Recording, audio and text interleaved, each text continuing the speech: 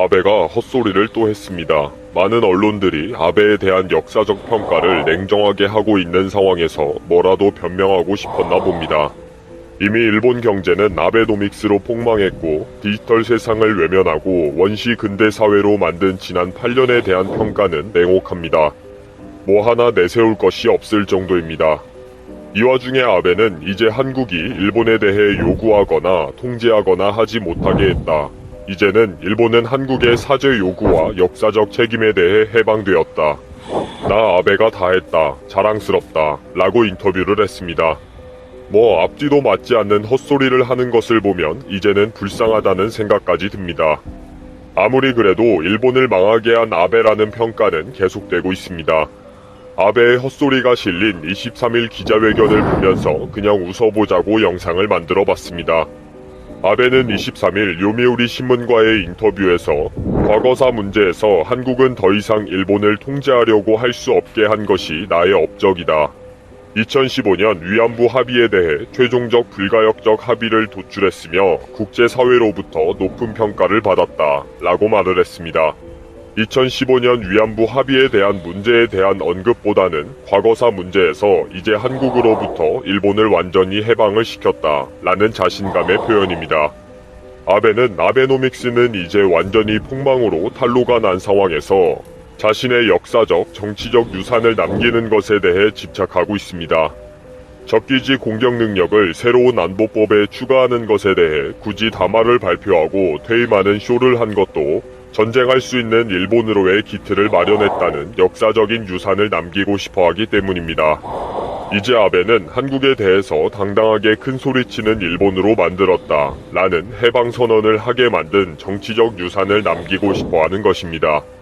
그동안 한국에 대해 역사적 책임과 사죄 발언을 했던 역대 총리와 다르게 나는 사죄하지도 않았으니 일본 국민들도 일본 역사를 자랑스러워해라. 이제 다시 전쟁할 수 있는 일본으로 만들어보자. 미국을 상대로 진주만 습격을 하던 자랑스러운 일본 군대로 헌법 개정을 하겠다. 라고 막 나가자는 것입니다.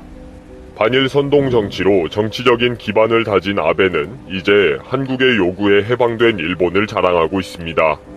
이것이 자신의 정치적 업적이라는 것입니다. 정말 심한 말을 하고 싶지만 아베의 헛소리는 무시하고 객관적인 평가를 확인해 보겠습니다. 이미 아베의 역사관에 대한 평가는 몇 년 전부터 해외 언론에서 언급되었습니다.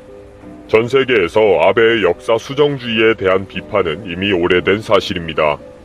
뉴욕타임즈도 아베는 위험한 역사 수정주의자라는 사설을 게재했으며 2014년 2월에는 미국 의회 조사국이 발표한 미일 관계 상황 분석 보고서에서 아베는 역사 수정주의적 견해를 가지고 있다라고 지적한 바 있습니다.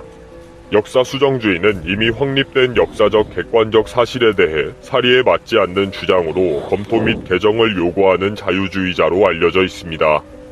대표적인 것이 아우슈비츠 수용소 등 끔찍한 재앙으로 유대인을 핍박한 히틀러 추종자들이 새로운 의문을 제기한 것과 난징 사건과 관동 지진의 학살이 없다고 주장하는 일본인들의 주장입니다. 유럽에서는 히틀러의 범죄를 부정하는 것은 불법이기 때문에 체포되거나 수정된 새로운 주장 자체가 금지되고 있습니다. 그러나 일본에서는 전범의 위패가 있는 야스쿠니 신사에 참배하는 것이 애국심이라고 주장하는 것이 말도 안 된다고 지적하고 있습니다. 이렇게 이미 밑바닥이 드러난 역사 수정주의적인 통치로 정권 기반을 만들어간 아베는 결국 지난 8년간 일본을 완전 폭망하게 만들었습니다. 한 젊은 칼럼니스트의 예리한 지적은 아베 정권에 대한 평가를 명확하게 해줍니다. 일본에서 유명한 다스레이더는 도쿄 대학을 중퇴하고 뇌경색으로 왼쪽 눈을 실명하는 등 특별한 이력을 가지고 있으며 정치 및 사회 문제를 여러 언론사에 기고하는 촌철살인 칼럼니스트로 유명합니다. 다스레이더는 21일 아베는 모리토모, 각계 학원 스캔들과 정부 주최 벚꽃 보는 모임의 사유와 논란 등 부정적 유산을 남겼다. 라는 제목의 칼럼을 기고합니다. 기본적으로 아베 정권의 유산은 역사에 의해 판단될 것이다. 라고 전제하면서 그래도 지금까지 아베가 남긴 문제를 돌아보면 쉽게 판단할 수 있다. 라고 언급합니다.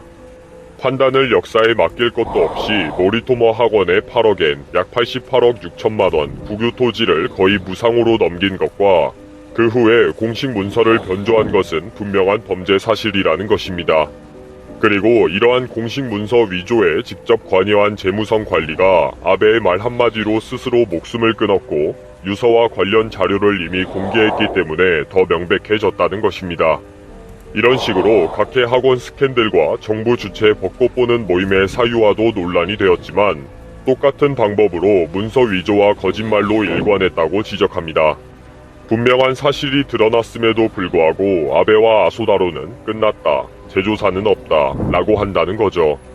아베 정권의 가장 큰 특징 중 하나는 검증할 수 없다, 확인할 수 없다 라며 모르쇠로 일관하는 것이라고 지적하고 있습니다. 북한 전문가로 유명한 히라이 히사시 전 교도통신 논설위원은 아베 정권의 한국과의 외교평가, 역사 수정주의와 혐한으로 일관한 유감의 8년이라는 제목의 특별 칼럼을 기고했습니다.